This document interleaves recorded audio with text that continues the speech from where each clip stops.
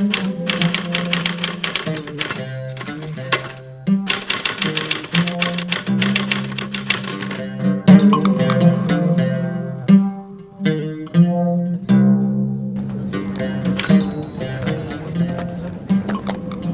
Ali Shahi writes about the situation of women in Iran, a country where breaking the rules on freedom of expression is punished with jail and even death. Today, she is a refugee in Oslo. Rolando Sanchez Mejias directed literary workshops in Castro's Cuba.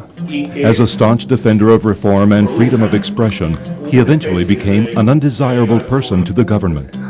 After leaving Cuba, he found asylum in Barcelona.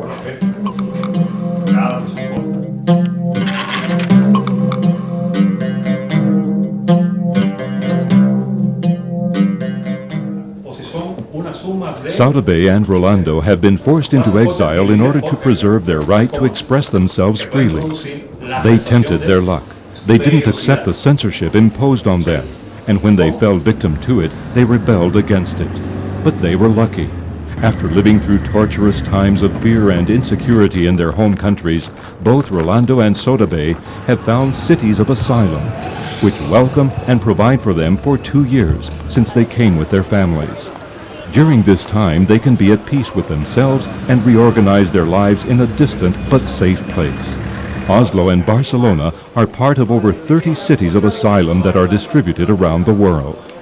These cities were initiated by Salman Rushdie, who was persecuted and threatened with death by Islamic fundamentalists for writing the book The Satanic Verses and exercising his freedom of expression. Salman Rushdie is conscious that to be a professional writer can be very dangerous. He promotes cities of asylum so that other writers do not have to go through what he has. It's always been a risk to be a writer.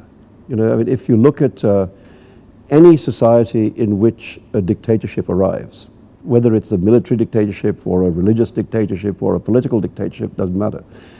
One of the first things that happens is they lock up the writers. I mean, you know, that's a common factor everywhere.